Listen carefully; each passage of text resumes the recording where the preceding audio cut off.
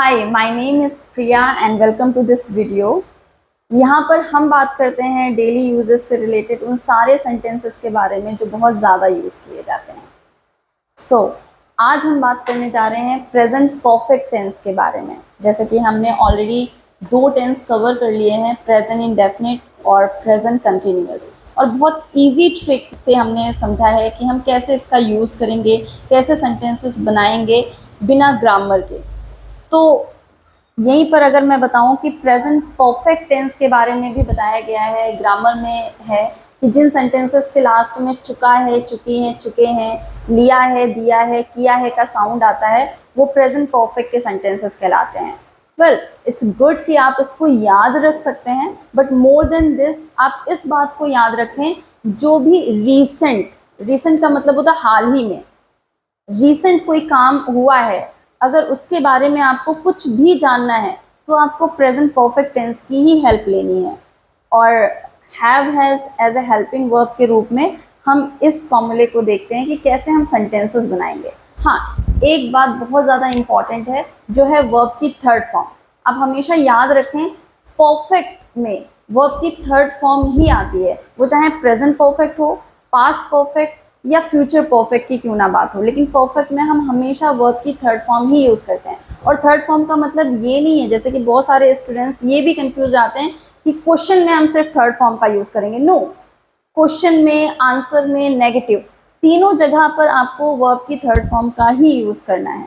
आइए देखते हैं कि सेंटेंसेस में हम इसको कैसे यूज़ करेंगे। जैसे कि आपको कहना है कि क्या आप ऑफिस पहुंच गए हैं, तो ऑफिस पहुंचने को इंग्लिश में हम बोलते हैं रीच ऑफिस, और रीच की थर्ड फॉर्म होगी रीच्ड।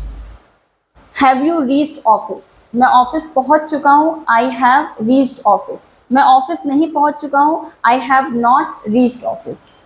हैव नॉट को शॉर्टकट में आप हैवेंट भी साउंड कर सकते हैं। अब यहाँ पर एक क्वेश्चन होगा आप सबका कि वर्ब की फॉर्म्स कैसे याद करेंगे, इतनी सारी वर्ब्स हैं, first form, second form, third form, कैसे याद होगा? Again, this is not so tough to learn. आपको जनरली आप देखेंगे, जितनी भी वर्ब्स आप देखते हैं उनके सबके लास्ट में सेकेंड और थर्ड फॉर्म में ईडी का ही साउंड एक्स्ट्रा होता है। जैसे कि आप देख लें, prepare, prepared, prepared, worship, worshipped, worship, pray, prayed, prayed, ऐसे बहुत सारे एग्जाम्पल्स आप देखेंगे तो उसमें ईडी के ही साउंड्स होते हैं। गिनती की मुझे लगता है शायद 10 या फिर 15, ज़्यादा से ज़्यादा आप कह लें तो 20 ऐसी वर्ब होंगी जो आपको याद करने पड़ेंगे, क्योंकि उनके फर्स्ट, सेकंड एंड थर्ड तीनों वर्ब्स बिल्कुल अलग होते हैं। जैसे कि for example, go, went, gone. Go first form है, वेंट सेकंड फॉर्म है एंड थर्ड फॉर्म है गॉन।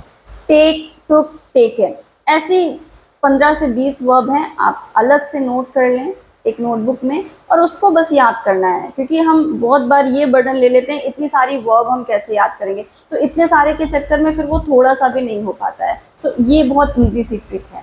आइए दूसरा एग्जाम्पल देखते हैं। जैसे कि क्या आप खाना बना चुके हैं? खाना बनाने को प्रिपेयर द फूड बोलते हैं, और प्रिपेयर की थर्ड फॉर्म होती है prepared. Have you prepared the food? मैं खाना बना चुका हूँ, I have prepared the food. मैं खाना नहीं बना चुका हूँ, I haven't prepared the food. यहीं पर अगर आप बात करते हैं किसी भी तीसरे इंसान के बारे में, थर्ड पर्सन के बारे में, अगेन ज़्यादा कुछ नहीं करना है, आपको हर जगह हैज़ का यूज़ करना है। अगर आप बात करते हैं कि क्या आपके फादर ऑफिस पहुंच चुके हैं, तो उनके लिए आपको हर जगह हैज़ को मेंटेन करना है। Has your father reached office? वो ऑफिस पहुंच चुके हैं, ही हैज़ रीच्ड ऑफिस। वो ऑफिस नहीं पहुंच चुके हैं, ही has not reached office. Has not को भी शॉर्टकट में आप हैज़ेंट बोल सकते हैं। जैसे कि क्या वो काम कर चुका है? Has he done the work? Do की थर्ड फॉर्म होती है डन। वो काम कर चुका है, he has done the work. वो काम नहीं कर चुका है, he has not done the work. क्या वह मार्केट जा चुका है? Has he gone to market? Go की थर्ड फॉर्म होती है गॉन। वो मार्केट जा चुका है, he has gone to market, और वो मार्केट नहीं जा चुका है, he has not gone to market. अच्छा, ये तो हुई थोड़े से ऐसे सेंटेंसेस के बारे में जो बहुत ही ज़्यादा किताबी लैंग्वेज से जुड़े हुए हैं, लेकिन इसको थोड़ा सा न्यूट्रल, थोड़ा सा लैंग्वेज के टच में अगर आप बोलना चाहते हैं, तो जैसे कि कोई भी बात है कि क्या आपने ऐसा कर लिया है, तो उसका जो पॉइंट होता है वो ये होता है कि या तो मैं इस काम को पहले ही कर चुका हूँ या बस अभी अभी किया ही है। तो अगर ऐसा कुछ बोलना है और थोड़ा सा और नेचुरल साउंड करता है, तो अगर आपने किसी काम को पहले ही कर लिया है तो आप उसमें थोड़ा सा ऐड कर सकते हैं ऑलरेडी। और अगर आपने कोई काम जो कि बस फिनिश करा है and somebody asked you and you वांना reply it, तो आप कह देंगे जस्ट। जैसे कि क्या आप खाना खा चुके हैं? खाना खाने को टेक फूड बोलते हैं और टेक की थर्ड फॉर्म होती है taken. So have you taken food?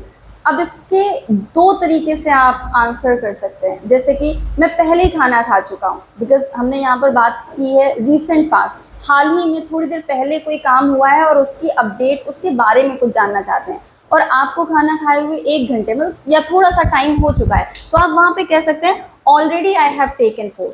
और बस आपने खाना फिनिश ही किया है एंड समबडी कॉल्ड और just random asked you have you taken food, तो आप कह सकते हैं just I have taken food, मतलब अभी ही मैंने खाना खाया है।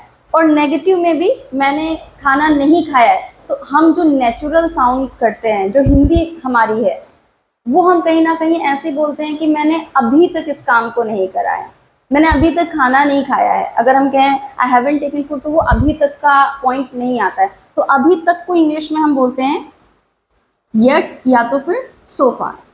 सो फार या येट में से आप कोई सा भी वर्ड चूज कर सकते हैं और लास्ट में आपको इसको ऐड कर देना है, येट इधर सो फार।